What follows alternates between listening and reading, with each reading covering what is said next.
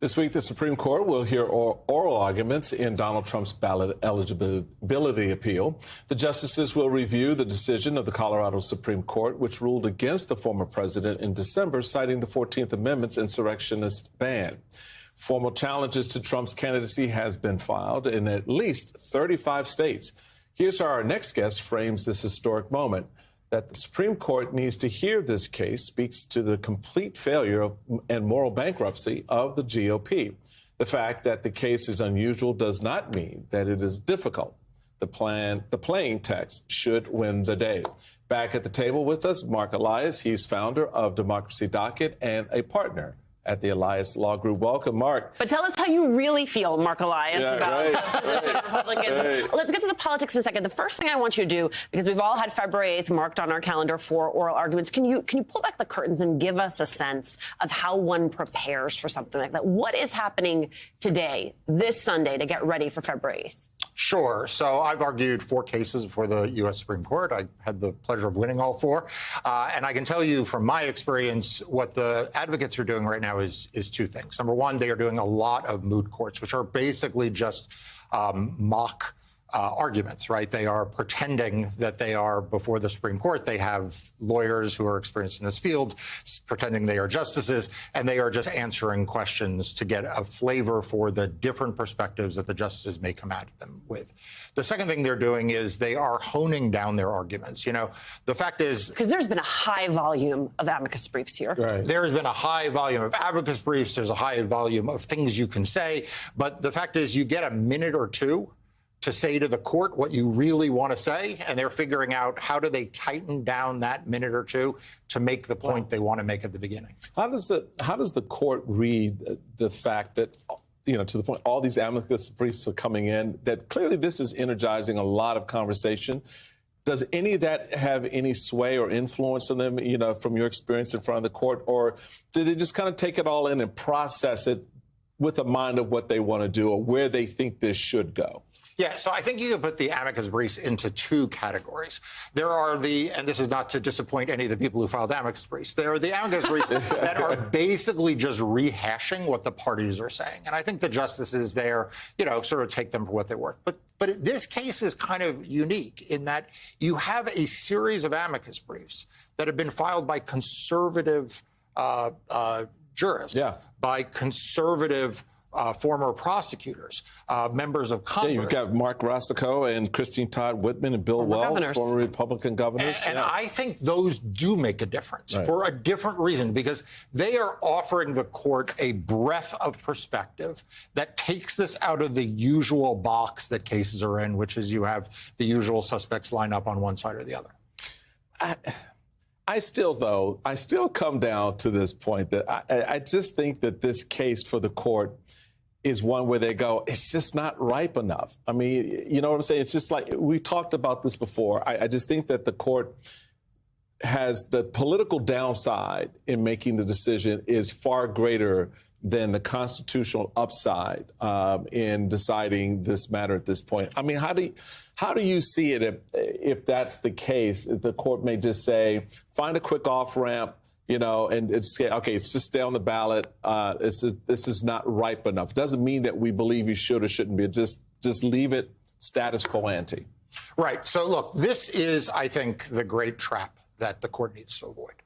The fact is that this is not a complicated case, and the way the court avoids being political is to rule on the merits, right? The way the court gets itself in the political thicket is by deciding it's going to take into account the political thicket.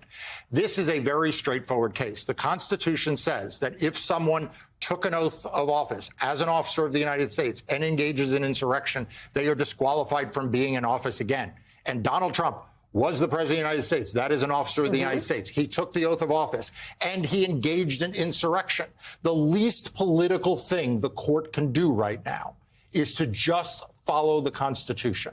Once it gets itself engaged in how do we avoid, you know, the partisans being unhappy, or how do we avoid controversy, that's where it gets itself in trouble. There was an argument, Chuck Rosenberg was with us on the show last weekend, and he made an argument about a potential off-ramp for the Supreme Court. Take a listen.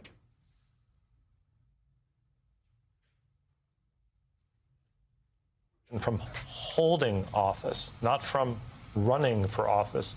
And some of the judges who've already tried to answer these hard questions have seized on that. That distinction between holding office, running for office, if they choose to take that off-ramp, right? If they say, go ahead, let this proceed, let's see how the election plays out, that seems to me to be more politically fraught on the back end than it is to make the decision now. Oh, much more so. First of all, I have a lot of respect for Chuck, but here's the problem with that. That's like saying that a 17-year-old could run for president, that the state of Colorado needs to put them on the ballot. And it is only if they win the presidential the presidential electors that at that point they get disqualified, right? The qualification of people to run for office is integral to what states do. But to your point, I think, this would be a calamity if Donald Trump is allowed to run for president because the Supreme Court punts. Then, God forbid, he were to win the election, and then at that point we wind up back in the Supreme Court. Well, and not only do we wind up back in the Supreme Court, we wind up back with an invocation of the 20th Amendment, where all of a sudden we're talking about the vice president potentially stepping into that role. It becomes a much, much more complicated case legally, much more constitutionally fraught, and for people who are worried about the politics, it becomes political. So the reason I bring this all up is because doesn't that then need to be part of the court's calculus? I think what the court needs to do is play pitch and catch here. There are not... I have no idea what that means. Explain to me. So, look, there are cases that are novel, but novel is not synonymous with hard. Okay, the fact that it doesn't come up very often that a president of the United States engages in insurrection is a good thing. But it's not a get-out-of-jail-free card or a get-on-the-ballot card, right? The fact is that the Section 3 of the 14th Amendment, its plain text is clear, and the Supreme Court should just follow that plain text. There are plenty of other terrible Republicans who can take Donald Trump's place. Believe me, if you're looking for a party full of pro-insurrectionist, anti-choice, bigots, they got lots of litter. It's like pick dealer's choice on who else they could put on the ballot other than Donald Trump. But that's part of the strategy also that I think is people lose sight of, that Trump from the very beginning made it very clear this is about deconstruction of the administrative state, of which the court is a part. And so having these cases being brought legitimately against him, he has very effectively pushed the judicial institutions as well as the political class into a space where they're wrangling now. And to your point, Alicia, the politics tends to be the dominant player or will have an impact on the outcome. So Chief Justice Roberts' view is try to dial some of that political pressure off of the court, because he thinks, and I believe rightly, that the court needs to be free of that to maneuver. Do you see these delays that are taking place, that this effort to sort of drag this process out, does that drive some of this for the court as well, in terms of their ability to sort of put the pressure on the system to just bring the case so we can get through this? Look, I think that you put your finger on something really, really important, and I hope everyone pays attention to this, that Donald Trump thinks that running out the clock is putting pressure on the judiciary to help him electorally, right? I saw the poll that you were discussing just before this, and Donald Trump sees those polls, and he is putting maximum pressure on the judiciary around timing to try to run out this clock. And it is the job of the judiciary not to allow itself to be used in that fashion. I certainly hope that the D.C. Circuit moves more quickly and starts to rule on the immunity question.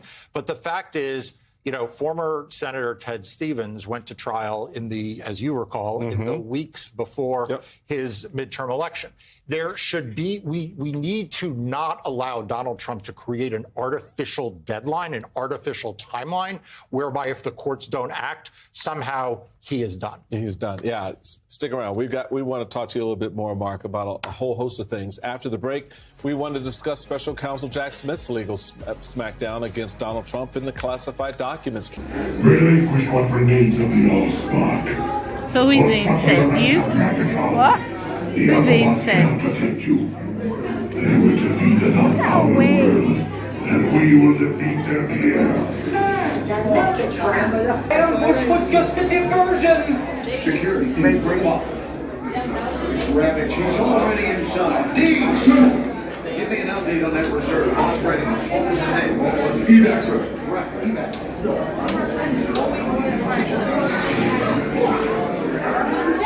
She's right in front.